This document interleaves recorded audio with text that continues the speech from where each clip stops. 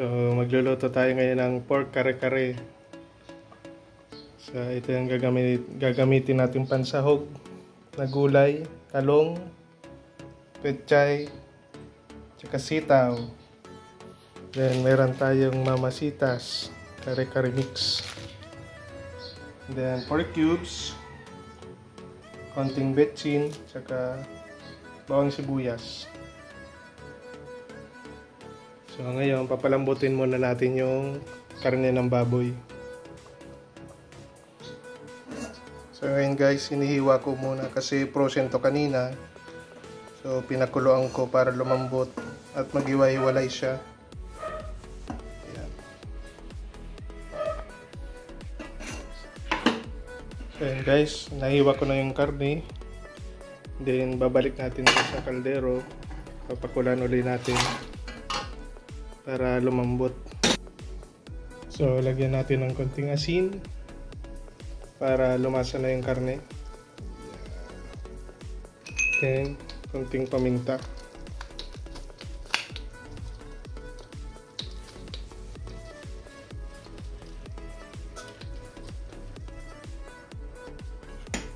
Ayan, nilagay na rin natin yung bawang sibuyas.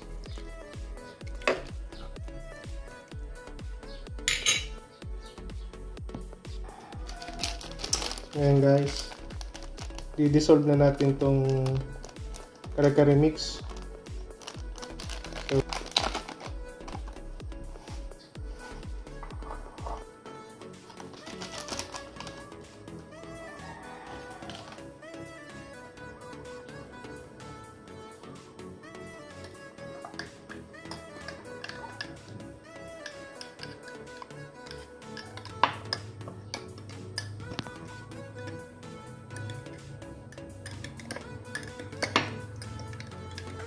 So, yun, lalagay na natin yung kare-kare mix, mamasitas.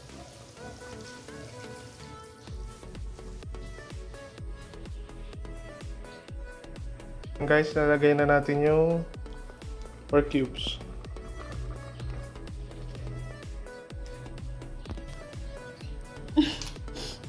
Guys, magdudurog tayo ng mani. So wala kasi tayong peanut butter. Yan. Yung mani na lang yung ilalagay natin. Kaya naman, ilalagay na natin yung sitaw. Tapos, yung pechay. Kasi ito yung matagal maluto. Para huli na natin yung talong.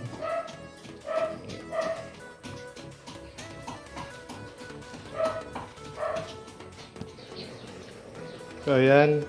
Lalagyan na natin yung dinurog na mani. Pampadigdag ng lasa. Ngayon, lalagay na natin yung talong.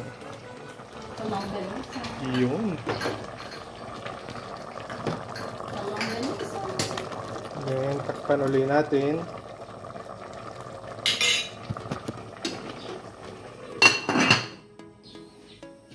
So, panghuli guys,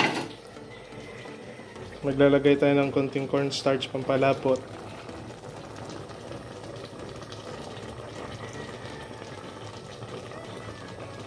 Yun, antayin na lang nating maluto. Then, okay na yan. So, yun guys, malapit na maluto. Sarap. Meron pala kaming tirang kanin kagabi. So, ininit ko na lang. Nilagyan ko ng konting tubig. So, ready na. So, ito pala yung bagoong na gagamitin namin. So, nabili lang namin to sa mall. Barrio Fiesta, bagoong. Finished product natin kare-kare.